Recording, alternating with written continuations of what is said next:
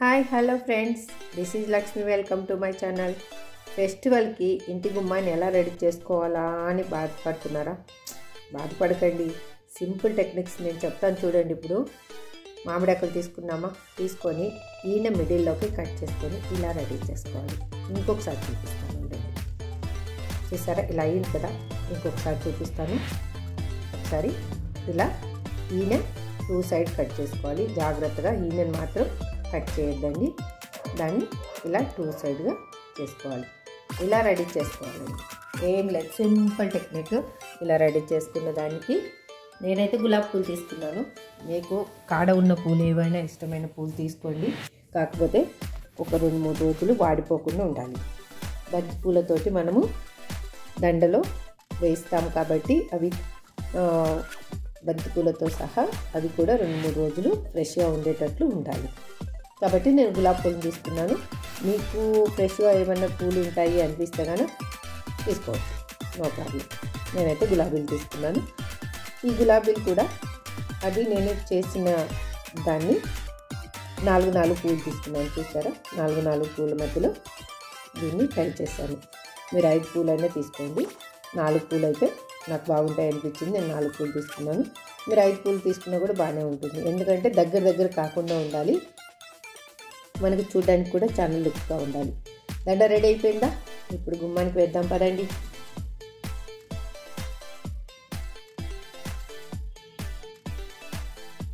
చూసారా ఎంత బాగా అనిపిస్తుంది కదా, చాలా సూపర్గా ఉంది కదా. నార్మల్గా ఎప్పుడు బంతిపూలు వేసుకుంటాము, లేకపోతే మామిడాకులు కడతాము.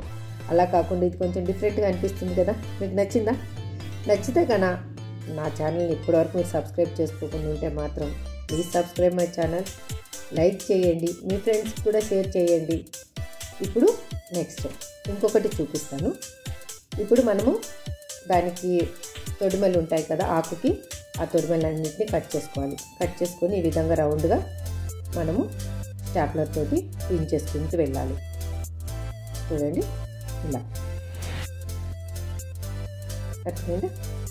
సింపుల్ కదండి, చాలా సింపుల్గా అనిపిస్తూ ఉంది కదా. ఏం పెద్ద కష్టం లేదు. ఇది చాలా టైం కూడా తీసుకోదు. మనం పిల్లలకి కానీ, ఇంట్లో ఉన్న పిల్లలకి కన్నా చెప్పామనుకోండి, చాలా హ్యాపీగా చేస్తారు. ఈనెలు కట్ చేసి ఇమ్మన్నా కట్ చేసి ఇస్తారు, తొడాలు కట్ చేసి పెట్టమన్నా పెడతారు, అలా చేస్తారు. మనము ఒక లెంత్, మనకి గుమ్మానికి సైడ్కి ఎంత లెంత్ కావాలనో చూసుకొని అంత లెంత్ రెడీ చేసుకున్న తర్వాత 3 ఆకుల్ని ఇలా స్టాప్లర్తో పిన్ చేసుకోవాలి. తర్వాత 3-4 ఫ్లవర్స్ తీసుకొని ఇలా పిన్ చేసుకోవాలి. నేను గులాబీ పూలు, దానిపైన బంతి పూలు పిన్ చేశాను. ఇప్పుడు మిడిల్లో బంతి పూలని స్టాప్లర్తో పిన్ చేసుకోండి. చూడండి, సింపుల్గా స్టాప్లర్ తోటి పిన్ చేసుకోవచ్చు. ఇప్పుడు సైడ్కి వేసాక రెడీ అయిపోయింది. చూసారా, ఇది కూడా మీకు నచ్చిందా? బాగుంది కదా.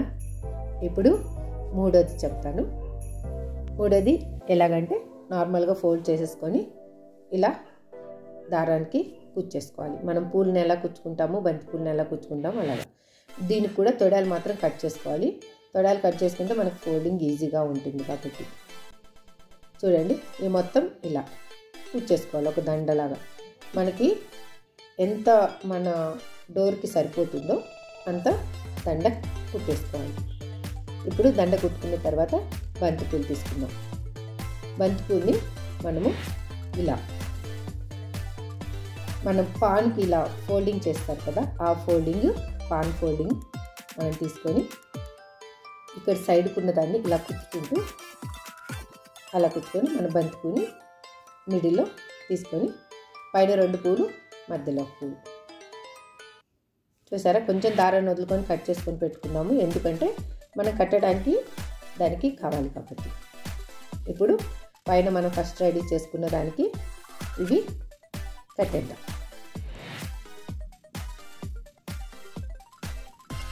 అక్కడక్కడ కొంచెం గ్యాప్ వదులుకొని మనం చూసుకొని గ్యాప్లో మధ్యలో మనం దారం వదిలాం కదా, ఆ దారాన్ని అక్కడ వేస్తే సరిపోతుంది.